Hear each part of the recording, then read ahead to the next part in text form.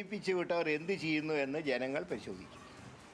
അപ്പം അവരുടെ മുമ്പിൽ പാർട്ടിയും UDF ഒറ്റക്കെട്ടാണെന്നുള്ള ഒരു ചിന്താഗതി ഉണ്ടാവണം. അതാണ് ഞാൻ പറഞ്ഞ ടീം UDF എന്നുള്ള സ്ലോഗൻ അതിന് ഇനിയും പ്രസക്തി വർദ്ധിച്ചിരിക്കുന്നു.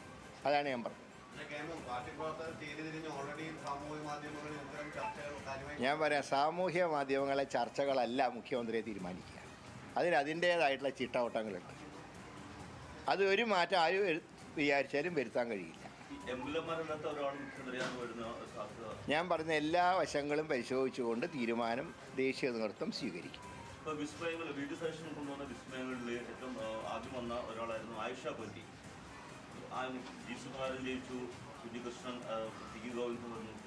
ആയിഷ കൊല്ലത്ത് വലിയ ഒരു മുന്നേറ്റം ഉണ്ടായിട്ട് പോയി. ആയിഷ പൊന്നി സംബന്ധിച്ചാണ്. അല്ല, അത് പരാജയങ്ങൾ കൂടെ ഞങ്ങൾ പരിശോധിക്കും. 35 സീറ്റിൽ LDF ജയിച്ചല്ലോ, അവിടെ എന്തുകൊണ്ട് UDF പരാജയപ്പെട്ടു എന്നുള്ളത് അതാത് നിയോജകമണ്ഡല തലത്തിൽ അന്വേഷിക്കും. ഈ 3 BJP അക്കൗണ്ട് തുറന്നത്, അക്കൗണ്ട് ഒന്നല്ല 3 എണ്ണമാണ് തുറന്നിരിക്കുന്നത്. അതിന് ചാത്തൻ്റെ ഒരു പുതിയൊരു സീറ്റാണ്, അതുപോലെ തന്നെ കഴക്കൂട്ടം.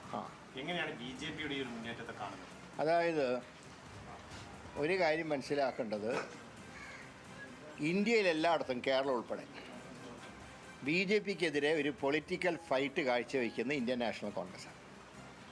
പക്ഷേ കേരളത്തിലെ ചില മേഖലകളിൽ മൈനോറിറ്റി കോൺഗ്രസിനെ വിശ്വാസത്തിലെടുത്തിട്ടുണ്ടോ എന്നുള്ളത് ഞങ്ങൾക്ക് സംശയമുണ്ട്. ഒരു ഉദാഹരണം ഞാൻ പറയാം.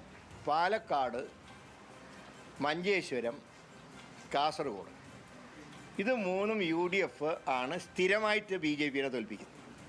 എന്നാൽ എന്തുകൊണ്ട് നേമത്ത് CPMന് അതിന് കഴിഞ്ഞില്ല? കഴിഞ്ഞ തവണ ഞാൻ മത്സരിച്ച സന്ദർഭത്തിൽ അന്ന് മൈനോറിറ്റി N ബ്ലോക്കായിട്ട് ശിവൻകുട്ടിക്ക് വോട്ട് ചെയ്തു. പക്ഷേ ശിവൻകുട്ടിക്ക് നിലനിർത്താൻ കഴിഞ്ഞു. അന്ന് എനിക്ക് വോട്ട് ചെയ്തിരുന്നെങ്കിൽ ആ കോൺസ്റ്റിറ്റ്യുവൻസി ഇപ്പോഴും UDFൻ്റെ കയ്യിലുണ്ടാകുമായിരുന്നില്ലേ? അപ്പോൾ മൈനോറിറ്റി കേരളത്തിൻ്റെ ചില ഭാഗങ്ങൾ അവർ മനസ്സിലാക്കേണ്ടത്, കോൺഗ്രസും UDFും ആണ് കേരളത്തിൽ ഇന്ത്യയെ പോലെ തന്നെ BJPയെ നേരിടാൻ പറ്റിയ പ്രസ്ഥാനം. ഇപ്പോൾ നിയമത്തെക്കുറിച്ച് പറയുന്നത്, അങ്ങ് പിടിച്ച വോട്ട് ഇത്തവണ കോൺഗ്രസ് പിടിക്കാൻ പറ്റും. ഏതാണ്ട് ഒരു 7000 വോട്ടിന് കുറവ്. ഇപ്പോൾ 7000 അല്ല, ഞാൻ നോക്കിയിടത്തോളം 10000 വോട്ടിൻ്റെ മൈനസ് വന്നു. അത് ഞങ്ങൾ പരിശോധിക്കുന്നുണ്ട്. ഒപ്പം തന്നെ ഈ PV അൻവർ, PK ശശി രാഷ്ട്രീയതലത്തിൽ അത്ര നല്ല ഇമേജില്ലാത്ത രണ്ടുപേരാണ് അൻവറും PK ശശി. ഈ രണ്ടുപേരുടെയും കൂടെ UDF ചേർന്നുകൊണ്ട് UDFന് എന്ത് നേട്ടമുണ്ടായി? അത് ഒരു പോസിറ്റീവ്. UDFന് ഒരു കോട്ടം ഉണ്ടായിട്ടില്ല. കഴിഞ്ഞ തവണ UDF 26,000 തോറ്റ വേപ്പൂര് ഇത്തവണ 7,000 പോയിട്ടുള്ളൂ. ഒറ്റപ്പാലത്തും അതുപോലെ തന്നെയാണ് സ്ഥിതി. അപ്പോൾ അവരെ വെച്ചതുകൊണ്ട് ഒരു കോട്ടവും പാർട്ടിക്ക് ഉണ്ടായിട്ടില്ല. എന്നാൽ സുധാകരൻ മത്സരിച്ചുകൊണ്ട്, കുഞ്ഞികൃഷ്ണൻ മത്സരിച്ചുകൊണ്ട്, ശ്രീ ഗോവിന്ദൻ മത്സരിച്ചുകൊണ്ട് ഞങ്ങൾക്ക് അവിടെ നേട്ടമുണ്ടായി. അപ്പോൾ അതുകൊണ്ട് അതിലൊന്നും പാർട്ടിയുടെ ഒരു സ്റ്റാൻഡും ഒരു കോട്ടവും ഉണ്ടായിട്ടില്ല. ഇത് മനസ്സിലാക്കേണ്ടത്, കേരള നിയമസഭയിൽ